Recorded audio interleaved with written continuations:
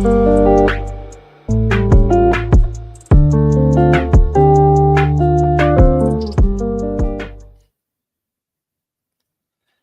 สุงค่า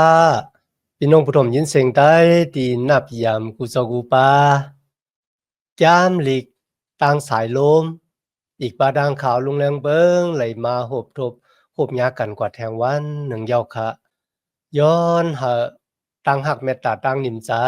ต่างโจมเสือมวลเปียวตีลูกตีเถาลาพระเป็นเจ้าเฮาคามาแต่อยู่ในหูเจ้าเฮาคากว่าหังผาหังมันเสกรรมค่ะพี่น้องค่ะในวันเหมือนในที่โกนดังกำผาโลกาป้าจานานั่นก็ศึกปืนของโกนสื่อจัดเจ้าคือเหรอที่เลยแต้มหมายผู้อุปเปิงแต่จะเอาขุนนั้นก็ขุนออกคำค่ะนะเนื้อจื่อจัดเจ้าคือเขาเนี่ยมีเจ้ามุนอยากขุนออกคำหลายป้าขุนออกคำป้าหนึ่งเลยป้าหนึ่งเนี่ยเขาอุปเปิงสึงจึงวันเมืองหลายปีอีสังตีจอยเขาเฮาอุปเปิงสึงจึงวันเมืองไหลหึงที่สุดและเนื้อขิงที่เขาอุปเปิงสึงจึงวันเมืองนั่นน่ะเขาเลยเฮ็ดพรหลีพรจ้าปุนตาสึงจึงวันเมืองโกนวันโกนเมืองของตัวเจ้าเก่ากว่าจึงหนังหือในเขาพี่น้องค่ะในตรงวงเกกลางพี่น้องใต้เฮาค่ะก็หลีป้าใจเหมือนกันค่ะนะว่าในตรงวงเกกลางใต้เฮาค่ะเนี่ยเฮามีเจ้ามุนใหญ่คุณคำหลายป้าที่1เป็นพลาอยู่ที่ลาอุเปิงพ้องงำสึงจึงวันเมืองใต้เฮาค่ะหลายปีเนาะแล้วก็มีตังเป็นอย่างนะปางตึกปอยตึกจอมกลต่างเจ้าคือหลายเจ้าคือไหนคะนะเหมือนจังศึกปืนเมืองเขก็มีค่ะนะศึกปืนมองโกเลียก็มีค่ะนะบ่ได้เป็นเจงกิจข่านจังได๋ค่ะเนาะก่อนในวันเหมือนในกะข่าวลุงเรืองเบิ่งไหลเอารองของกนจื้อจัดเจ้าคือมิวอิเซลากะที่มีแต่หมายไว้ในสมัยยามดีของพระเป็นเจ้าถึงรองของเจ้ามุนใหญ่คุณอคำที่อุปเปิงซึ่งจึงวันเมืองยูตาห์ที่เวียงเยรูซาเล็มอีกบาดังซึ่งจึงวันเมืองสมาลีอิเซลาปอดขวางค่ะนะคุยกันใน2อย่าสว่างชุกเนี่ยบ่ลาดถึงอิเซลา10คือปอดห้องก็คือค่ะกำนำเอาได้ลาดถึงรองของอิเซลา2คือยูดาดังเบนจามินปอดจานที่เวียงเยรูซาเล็มกำนำค่ะใน1 2อย่าสว่างชุกในค่ะนะมื้อนี้เฮาก็ได้สืบด้วย2อย่าสว่างชุกคาน28ต่อบ่ถึงคาน30ข้อที่1ถึง16ค่ะ2อย่าสว่างชุกคาน28ตัวบ่ถึงคาน30ข้อที่1ถึง16เขาในคาน28นะครับตึกค่ะเป็นรองของเจ้ามุนใหญ่คุณอคำอาคัดของเมืองยูตาห์เขาเมื่อเขาแต่จะขึ้นอุปเปิงพองงามเมืองยูตาห์นะครับเขามีอาศัก16ปีก็นานกว่าค่ะนะกุยกะตั้งกำตั้งจ้างเขามันเหมือนกันดังเจ้ามุนใหญ่คุณอคำดาวิดปูมอนของเขามันบอกว่าตั้งกำตั้งจ้างซื้อต่อที่ว่าซื้อต่อนั้นมันซื้อต่อพระเป็นเจ้าก็บอกว่าคนมีศิลาในคันนะเขาไว้อาเยเนลองตั้งอันซื้อต่อตั้งอันกำจ้างจอมหนังปิญญับตลาพระเป็นเจ้าหากเลยอยู่สิกูยามซื้อโยต่อพระเป็นเจ้าเป็นที่หนึ่งเพราะว่าก็ที่อุปเปิงเขาเป็นเจ้ามุนใหญ่คุณอคำเนี่ยมีดังอยู่สิกูยามพระเป็นเจ้ากำจ้างจอมหนังปิญญับตลาพระเป็นเจ้าแปดพระเป็นเจ้ายกกว่าเฮ็ดวัดพระต่างสู่ต่างป้าบ่ไหนจังในมันเป็นตั้งตกแต้มภายวิเงียนเลยที่เป็นตั้งอันป้าตั้งตกซูมมาหอดแผ่วถึงกวนจื้อจัดเจ้าคือของทุเจ้าเก่าที่ในคุณอคำอาคัดป้าในค่ะนะเลยตั้มจะวางจะเนพระเป็นเจ้าปุนตากวนจื้อจัดเจ้าคือในค่ะนะตั้งอันแปดพระเป็นเจ้านั่นน่ะมันเป็นตั้งอันป้าตั้งตกซูมมาหอดแผ่วถึง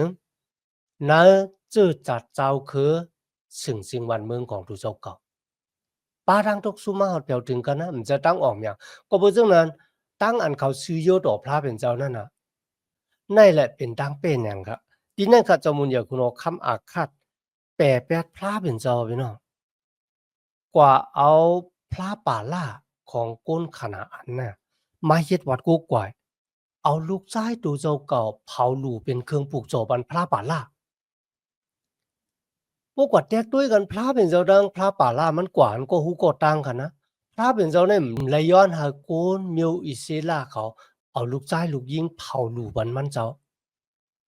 มีค่ะนะ มันบอกว่าพระเป็นเจ้าเป็นผู้หมดจางก้อยกับพระป่าล่าในย้อนกินโกนอ่ะพี่น้องคุณโหข้ามตีมีป่อแม่ฮู้จักพระเป็นเจ้าเทียงแปดเปแปดพระเป็นเจ้าค่ะนะโกนเฮาขาลืมพระเป็นเจ้าง่ายน่าเลยสิลืมกูสำกูเปิงแต่ค่ะลืมตั้งอย่างเมียดลืมตั้งหักเมตตาของมันเจ้าเมื่อเขาเฮ็ดจังหนังไหนครับพระเป็นเจ้าหลีหังเอเสร็จในตั้งเฮ็ดของเขาในสมัยยามเด็กมีไว้ว่าบ่สูเถียงแปดเฮาวันแล้วเฮาก็ได้เถียงแปดสูเฮาเถียงแปดพระเป็นเจ้าค่ะนะพระเป็นเจ้ามันได้ตกสุมฮะกุ้ยกะเฮาในเขาเป็นก็ที่ตกสุมที่ไหนค่ะนะ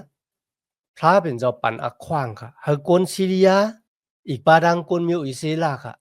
ที่แต่มันสองคือในใกล้ตึกกันค่ะนะกุ้ยกันในขิงในเขามาโฮมป้องกันแล้วก็มาตึกเมืองยูตาห์ค่ะยูตาห์ก็มีเป็นจำเมียนดังกวนยูตาห์ที่อุปเปิงในเวียงเยรูซาเล็มที่เป็นเจ้าเงินไขจอมุนยาคุณหอคำดาวิดค่ะนะพี่น้องค่ะในวันนั้นน่ะคนซีเรียดังคนมิวอิสราแฮมคนยูตาห์120,000ก็ตายในวันเดียวค่ะนะ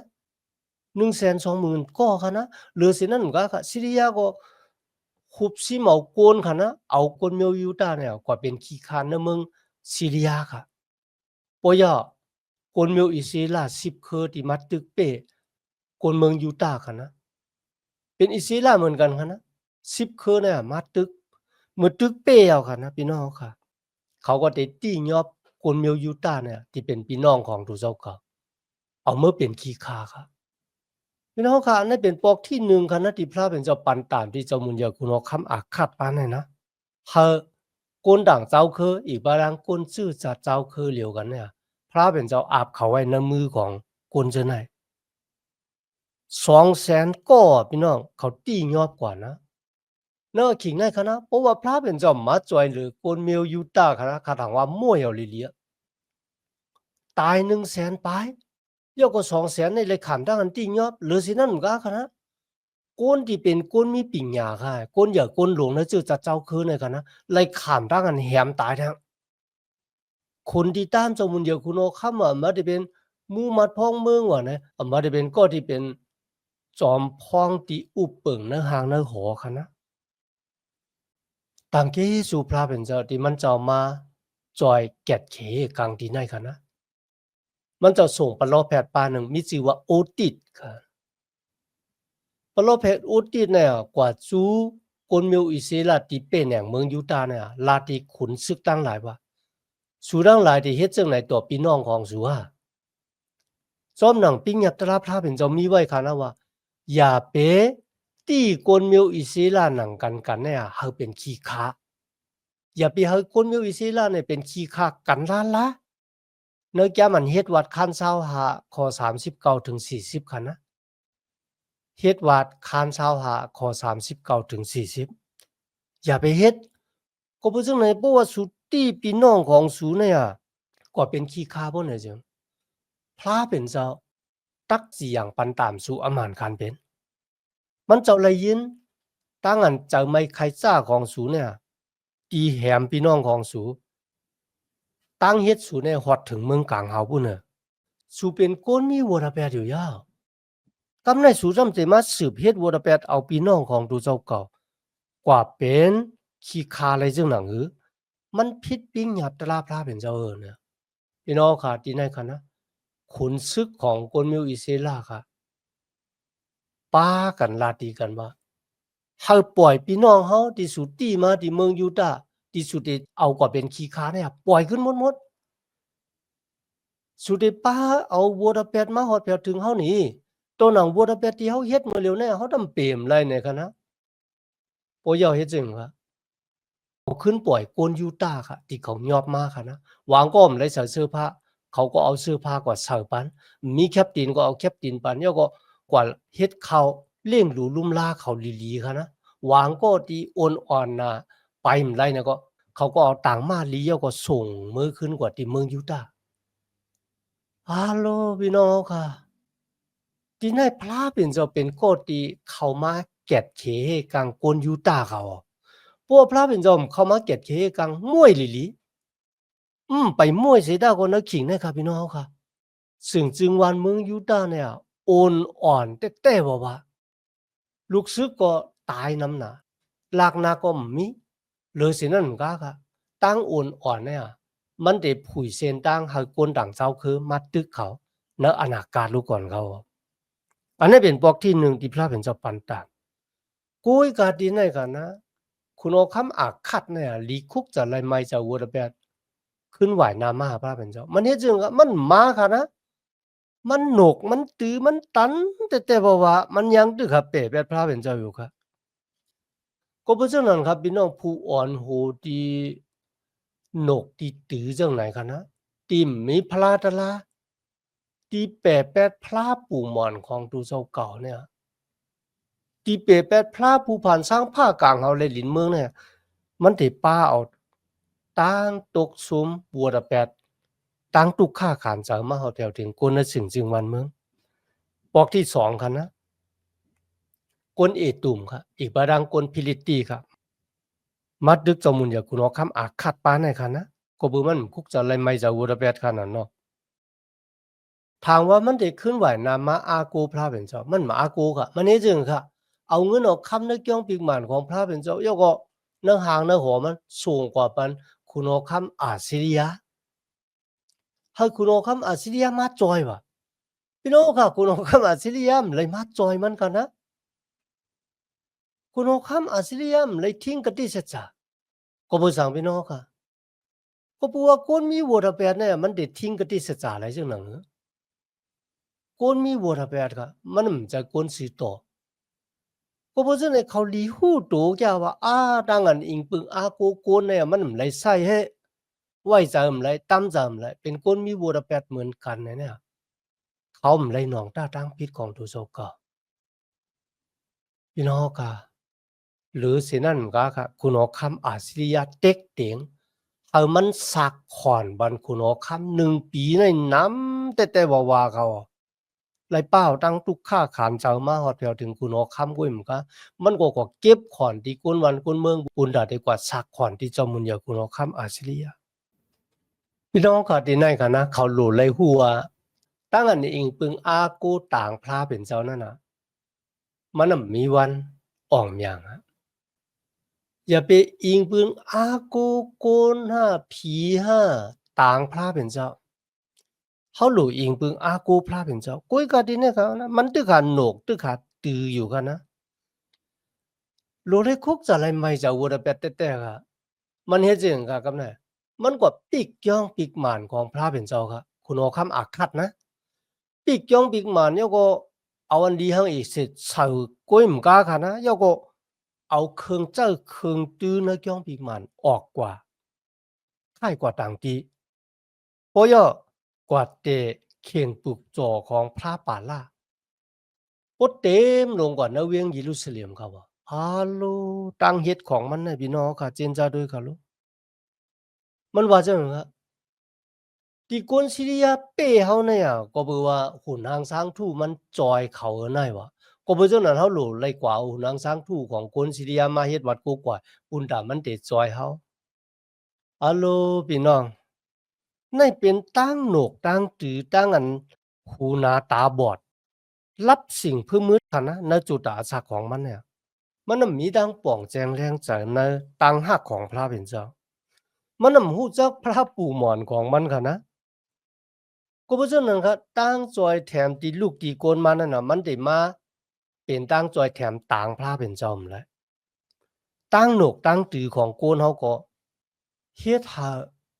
โกนเฮาซ้ำขึ้นตกแต้มลงหน้าฤาษีเก่าค่ะนะ ก็เพราะฉะนั้นครับที่แนวคาแลนพระเป็นเจ้าเจ้าโกนต่างเจ้าคือเนี่ยเป็นเครื่องมือปุณดาได้มาสั่งสอนคุณเอาคำอาฆาตโกยกะ เขาไล่คุกจะไล่ไม่จะวัวแปดวันหนึ่งฮะต่อพอถึงวันตายเมื่อเขาตายกว่าเย้าค่ะลูกเขามีชื่อว่า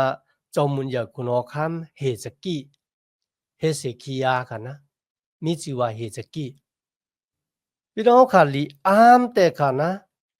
ลุยดังดีว่าก็ที่เป็นปอเนี่ยค่ะนะอยู่เสกูยำพระเป็นเจ้าเทียงเป็นพระเป็นเจ้ากุยกับมือมาถึงลูกใจตัวเจ้าเก่าคุณอคัมเฮซกิเนี่ยค่ะนะเฮเซคิยาเนี่ยค่ะในข้อที่1ข้อที่2เนี่ยเมื่อเขาเตะจากขึ้นมาเป็นเจ้ามุนยาคุณอคัมเนี่ยค่ะเขามีอาศัก25ปีและเขาได้อุปเปิงที่เวียงเยรูซาเล็มเนี่ยตั้งเสียง29ปีครับพี่น้องค่ะอุปเปิงหึงจ้ะในแกมลีกเลยเตรียมไว้ว่าเขาเป็นก็ที่เฮ็ดลองหม่านแม่นจีจะในสายตาของพระเป็นเจ้าเหมือนเจ้านางปู่หมอนมันเจ้ามุนยาคุณอคัมดาวิดนะครับเอาดาวิดมาแตกแทงเอากันนะเฮ็ดลองทั้งหม่านแม่นจีจะเหมือนเจ้านางปู่หมอนมันเจ้ามุนยาคุณอคัมดาวิดมันบอกว่าหากพระเป็นเจ้าอยู่เสกูยำพระเป็นเจ้าแล้วก็สิโยต่อพระเป็นเจ้ากำจ้างจอมหนังปิ้งยับตลาพระเป็นเจ้าแล้วก็เป้ยหลอมดูลุ่มลาความสั่งสอนของพระเป็นเจ้าอ่อนดังสุดที่เฮาคาหันนะข้อที่3ถึง11ในค่ะนะในเหลือนอนดังสุดที่ไหลขึ้นมาอุปเปิงเป็นเจ้ามุนยาคุณอคัมเมืองยูตาในค่ะนะเปิดพักดูจ้องปีกหมันก็บอกว่าคุณอคัมอาจคาดปอของเขาเนี่ยปีกจ้องปีกหมันเฮสกี้ขึ้นมาเป็นคุณอคัมก็เปิดจ้องปีกหมันของพระเป็นเจ้ากำเดียวกันนะเมจ้องปีกหมันของพระเป็นเจ้าเขาเฮ็ดจึงค่ะล่ะห้องปลอเหกค่ะกลเลวีค่ะให้เขามาสุกตัวสุกปอดตัวเจ้าเก่าให้หมดจางขาวสาวแล้วก็สุกปอดจ้องปีกหมันของพระเป็นเจ้าพี่น้องค่ะมันป่องว่าจึงค่ะมันป่องว่าเขาเอาใจใส่ลองไผ่วิ่งเหยียนนั้นตั้งเขาเอาใจใส่ลองตั้งตีโกนเนี่ยหรือศึกสำจำใจจอมพระเป็นเจ้าหรือเอาพระเป็นเจ้าไว้เป็นที่หนึ่งในคณะอ่อนดังที่เขาได้สุกปอดย่องปีกหมันของพระเป็นเจ้าเขาดูไล่สุกปอดโกนเลวีอีบาดังปะโลเฮค่ะพี่น้องค่ะนักกับปานเจ้ามุนเหยาคุณเอาคำอาคัดปะโลเฮกตั้งโกนเลวีเนี่ยเขาเทงไปตั้งเสียงค่ะนะเขาหับขามก็เพื่อไหนโกนจนไหนค่ะปลายกว่าอยู่ก็หูก็ตั้งนักกับปานเจ้ามุนเหยาคุณเอาคำเฮสกี้ขึ้นห้องเขามากขึ้นให้เขามาสุกปอดล่างตูเจ้าเก่าจอมหนังปิ้งยับตะลาโมเสเลยเตรียมหมายไว้ค่ะนะหลู่เลยหลู่เครื่องปลูกจอปุนดาสุกปอดล่างปันบัวดาแปดของดูเจ้าเก่าย่อก็วายเสียนั่นก็เขาก็เลยเข้ากว่าสุกปอดล่างย่องปีกหมานพระเป็นเจ้าปุนดาได้ขึ้นฉากกาปันพระเป็นเจ้าก็เบื่อมันหลีหังเอเสร็จหรือเช่นนั้นมันก็เครื่องเจ้าเครื่องตื้อติคุณเอาคำอาฆาตออกกว่าเจ้ามุนยาคุณเอาคำเฮซกี้เฮาป้าเขามาสุกปอดล่างทั้งหมดจังเขาซะปุนดาได้ซุงตื้อในย่องปีกหมานพระเป็นเจ้าค่ะนะปอย่อปืนข่าวเฮาโกนเมืองยูดาห์ค่ะนะโกนอิสราเอลทั้งหลายเนี่ยป้ากันเฮ็ดกติสัจจะจอมพระเป็นเจ้าแท้เขาเป็นโกนของพระเป็นเจ้าเจ้าก็เป็นพระเป็นเจ้าของโกนมิวอิสราเอลเนี่ยเขาพี่น้องค่ะในสมัยแกมลีก1-2คุณออคำเนี่ยเลยเตรียมรองของเจ้ามุนเหยาคุณออคำเฮซกี้ไว้ค่ะนะ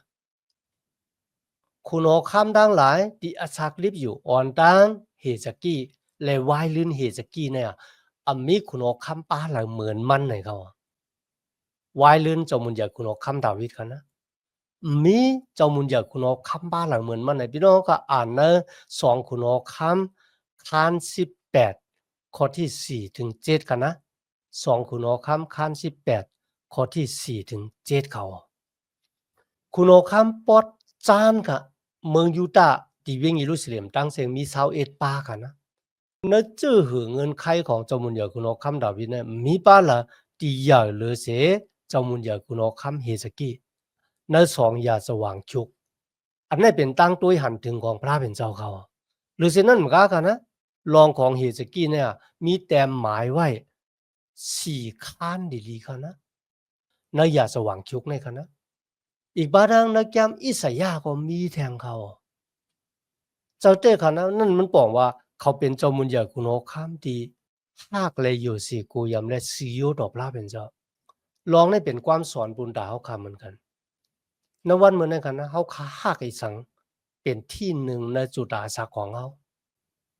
จ่องเขาเหมือนเจ้ามุนอยากคุณอคำเฮสกี้เขาไม่เลยหักเงินคำค่ะนะ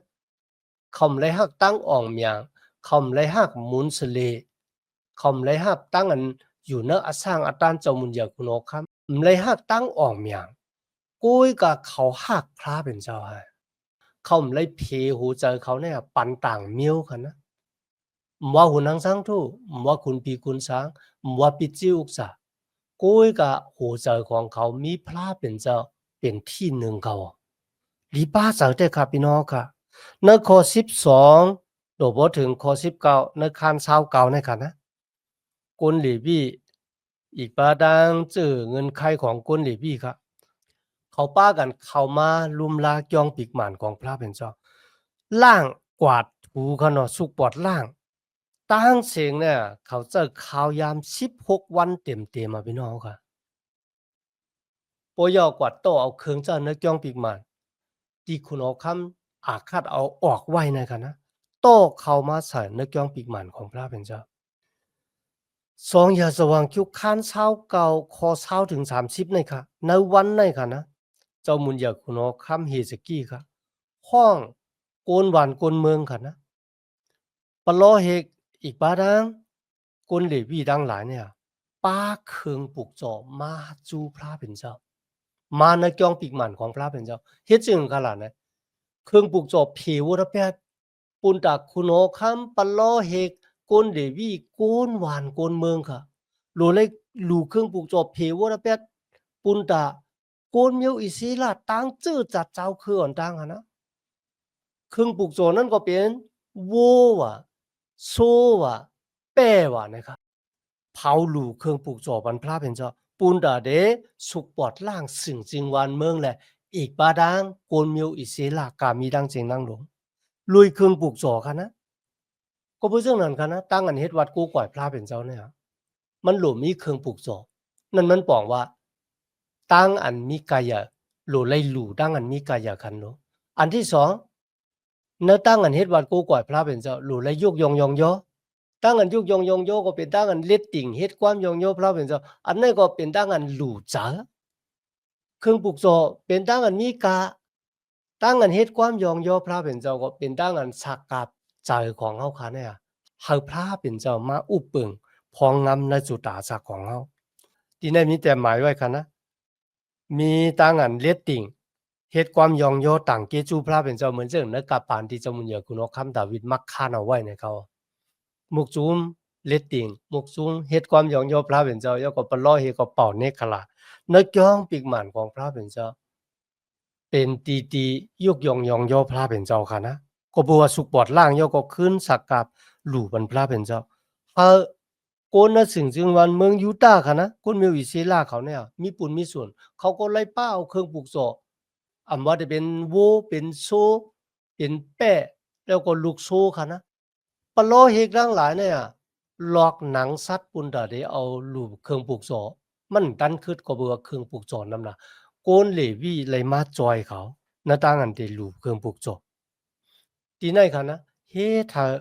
โกนเมียวอิเซลาในเมืองยูตาห์เนี่ยมีต่างโจมเซอมนเปียวในพระเป็นเจ้าต่างเกซูพระเป็นเจ้าพี่น้องค่ะตั้งอันเมขึ้นตั้งศึกสัมจำใจจอมพระเป็นเจ้าเนี่ยมันหลู่ไล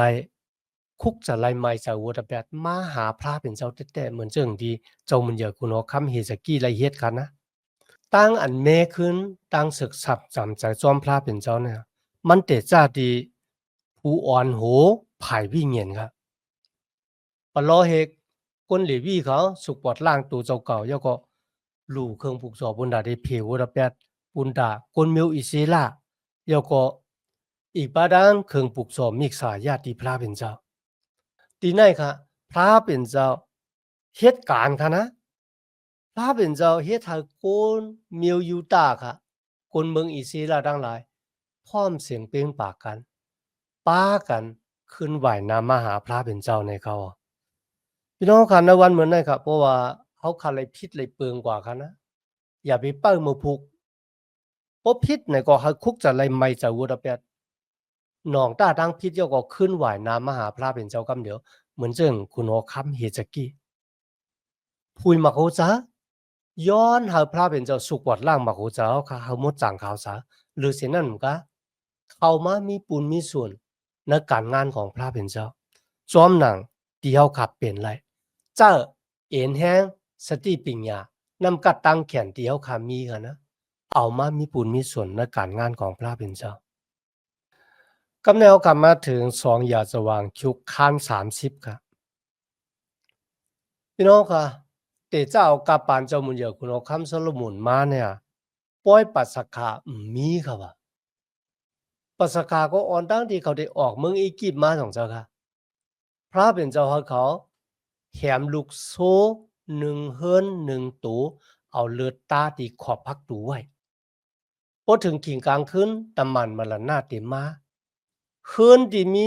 เลือดตาไว้ที่ขอบพักตูนั่นน่ะตะมันมาละหน้าเต็มเขาก็แหมลูกโหปีเขาเนี่ยพระเป็นเจ้าถูกเอาเขาเนี่ยลุยเลือดของโซในเมืองอียิปต์ค่ะนะพระเป็นเจ้ามักค้านว่าเฮาเฮ็ดลองดังในไว้เป็นดังอันคุกจะไรเฮาก็เบื่อลูกโหปีก้นเมียวอิสราเอลตายก็เปิดเลือดลูกโซปุ้ยกับลูกโหปีก้นเมียวอียิปต์ตายดังเสียงทั้งหมดเลือดโซนั่นน่ะมันมีอานาดันโคจึงกันล่ะบ่เนี่ยจึงก็เปิดมันเยิงถึงเลือดของเจ้าเยซูคริสต์กันนะเลือดโซจอยเฮาก้นเมียวอิสราเอลป่นเสตะมานมาละหน้าในเมืองอียิปต์เลยจึงหนังเลือดของเจ้าเยซูคริสต์มีอานาดันโคจอยโกนกูก็เฮาป่นเสตามมาแปดนะหมอภัยงะไรเมื่ออยู่มาตั้มจะนะเจ้าเยซูคริสต์ที่นั่นค่ะเจ้ามุนอยากคุณข้ามอีบารังปลอเฮเกี่ยวก็โกนที่เป็นเจ้าเป็นขุนมูมัดพอเมืองดังหลายว่าเฮาเตแต่เฮ็ดปล่อยปัสสกาป่วยการในเรือนที่หนึ่งเนี่ยเขาตันเฮ็ดค่ะก็เบอสังก็บัวปลอเฮกอีบาดังก้นหลีพี่เนี่ยม่ามไปเจและเขาไปเลยสุกปอดล่างตัวเจ้าเก่าเฮาพร้อมเฮาตัวตันค่ะนะพี่น้องค่ะเจ้ามุนเยอะคุณโอคัมเฮซกี้เนี่ยลีอามน่ะลุยดังดีโปเขาคุณโอคัมอาคัดเนี่ยตึกกันดังคนมิวอิเซลาปอดหองที่เนี่ยเจ้ามุนเยอะคุณโอคัมเฮซกี้ค่ะนะส่งลีกว่าถึงคนมิวอิเซลาปอดหองกำนำค่ะนะคุณโอคัมอาซิริยังยอบก็เป็นขี้คายก็ยังตึกเหลืออยู่กำพรคุณโอคัมเฮซกี้ผิดป้างเขาให้เข้ามาโฮมป้อยปัสสกาเลยดังที่คนมิวอิสราเอลเนี่ยยามตี้ยามยอบคนมิวยูตาที่เอาก็เป็นขี้คาก้วยกับพระเป็นเจ้าจอยไว้ค่ะเนาะมันบอกว่าเขาไม่ได้เจ็บจ้ะเขาผิดปางคนซื่อเนี่ยว่าเฮาสู่ดังหลายเข้ามาเฮาสู่เจ้าดังหลายเนี่ยมาเขาปล่อยปัสสกาที่พระเป็นเจ้ามักคานเอาไว้พระเป็นเจ้าปู่หมอนเฮาอับราฮัมอิซักยาคูบไลมักคานเอาไว้ผิดปางสู่เจ้าเข้ามาโฮมปล่อยปัสสกาในเวียงเยรูซาเล็ม นั่นมันบอกว่าเฮซกี้เนี่ยเลยมีตั้งเจ็บใจในพี่น้องของดูเจ้าก็เขาป่องแจงแรงจ๋าป่องแจงแรงจ๋าซึ่งเขารัดว่าปู่หมอนเฮานั่นมันลัดถึงเจ้ามุนอยากคุณโอข้ามป้าอันตั้งที่เป็นปอเขาค่ะนะอีกบ้าดังคุณโอข้ามต่างป้าเนี่ยเขาเลยปู่หมอนเฮาเจ้านั่นนะครับเขาเลยแปรแปดเทียงแปดพระเป็นเจ้ากว่าเฮ็ดวัดหุนนังสร้างทูตจ้อมหนังที่สูเลยหันเฮ็ดให้เฮาตกซุ้มและหญ้าเลยขามเป็นขี้คาของพี่น้องเฮาหนังกันก็เป็นจังนั้นนะวันมื้อน่ะอย่าให้เฮามีเจ้าหนกเจ้าตือเหมือนจังหนังเขาถ้าเฮาคืนคุกจะไล่ไม่เจ้าวัวแปดไหวนามาพระเป็นเจ้าตาตั้งกี้สู่พระเป็นเจ้าคนดังหลายก็ป้ากันคุกจะไล่ไม่เจ้าวัวแปดรอเหตุตั้งหลายก็สุปวดล่างตูเจ้าเก่าอีกป้าดังคนต่างเจ้าคือกันนะที่ลูกต่างที่ต่างเรียนมาเนี่ยไปเลยสุปวดล่างตูเจ้าเก่าค่ะลูกในวันไหนครับปลอเหตุเลยหลู่เครื่องปลูกจ่อเพวัวแปดปุนดาโกนเมียวอีเซลาตีมามตันกำมันตังนั่นค่ะเนาะคุณโอคัมเฮสกี้ย้อนหาคนเมียวอีเซลาตีเหลืออยู่หวายน้ำมาหาพระเป็นเจ้าขึ้นมาเฮ็ดวัดกูก่อยพระเป็นเจ้าอย่าไปมีเจอหนกเจอตือเหมือนเจ้าหนังปู่หมอนเฮาเมื่อกูบอกในเขาเฮาแค่เจอแต้มลงปุนดาตั้งอันใจลำโตซาออกของพระเป็นเจ้าเตรียมตกฮอดแผ่วถึงเฮาพระเป็นเจ้ามันเจ้ามีใจกรุณาและมันเจ้าเต็มปล่อยแปดก็ที่คุกจะไล่ไม่เจ้าวุระแปด คุ คุณโอคัมเฮสกี้ย้อนกวนมิวอิศิลาจังไหนแต่ๆกันนะเมื่อคนดังหลายเลยอ่านผืนดิกผิดปางเหรอวางก็ใครโคเฮ็ดยากเฮ็ดหย่องค่ะนะกวยกากวนมิวอิศิลากำพองก็หาบขามยอก็ข่าวมาเนปอยปัสการเนี่ยก็บ่จังนั้นนะวันมื้อไหนค่ะนะเมื่อเฮาขาออกเฮาลัดตราดังเจจอดเนี่ยวางก็ถ่อมยีเนาะกวยกาวางก็เถียงเปียดเฮ็ดเปียกเฮ็ดหย่องกว่าเป็นจังนั้นแต่ๆเขาว่าได้เป็นก้นมนัสเสก้นอาชาก้นเคอสิบุลุนค่าจะแต้มลงยอก็หาบขามเอาความผิดปางจมุนยากุโนคำเฮสกี้ยอก็เข้ามาในปางปอยปัสกาเขาพระเป็นเจ้าค่ะเฮถ้ากนมิวอิศิละที่เข้ามาที่เวงเยรูซาเล็มเนี่ยเป็นน้ำหนึ่งจะเหลียวกันพร้อมเสียงเปล่งปากกันเฮ็ดวัดกูก่อยพระเป็นเจ้าตั้งอันเฮ็ดวัดกูก่อยพระเป็นเจ้าในคณะมันจะเฮ็ดวัดกูก่อยรวยชุบเขาตั้งหลายเฮ็ดจังค่ะเขาตั้งหลายป้ากันกว่าเกินปังค่ะนะอำว่าได้เป็นขุนหังสังทู่ห้าเขียงปุกจอห้าอีกป้าดังงูค่ะนะงูตองเหลืองที่โมเสสละเฮ็ดไว้พี่น้องขัดตองอยู่กันนะงูตองเหลืองที่โมเสสละเฮ็ดไว้กวนเมียวอิศิลาป้ากันมาไวสากูกวายเขาด้วยโมเสสเฮ็ดไว้จังขนาดนี้พี่น้องขัดตองเมื่อกวนเมียวอิศิลาป้องมันใครกินเอาข้าวมูลหมาหน้าในกันนะพระเป็นเจ้าก็ส่งงูเนี่ยให้มาคบเขางูตัวนี้มันมีกล้องเขาแล้วบ่คบเอาก็ตายกำไดเขามาย้อนที่โมเสสว่าเขาผิดต่อพระเป็นเจ้าผิดต่อสูยา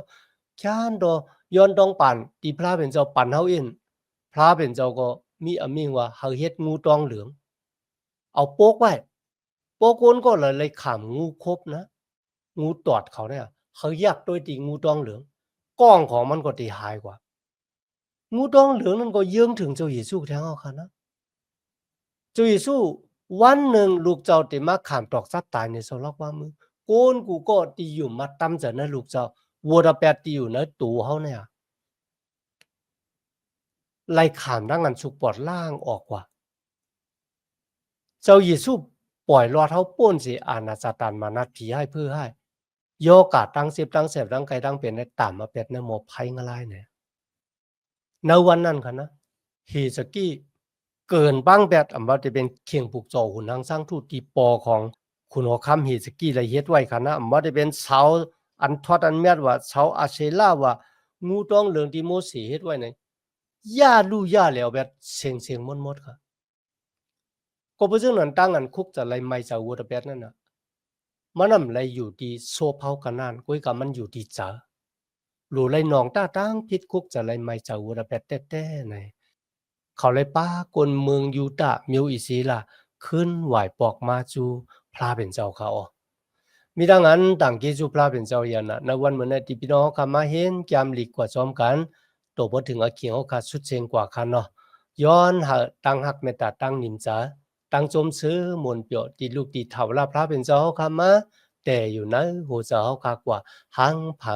หังมันสิกรรมค่ะมาสุงคา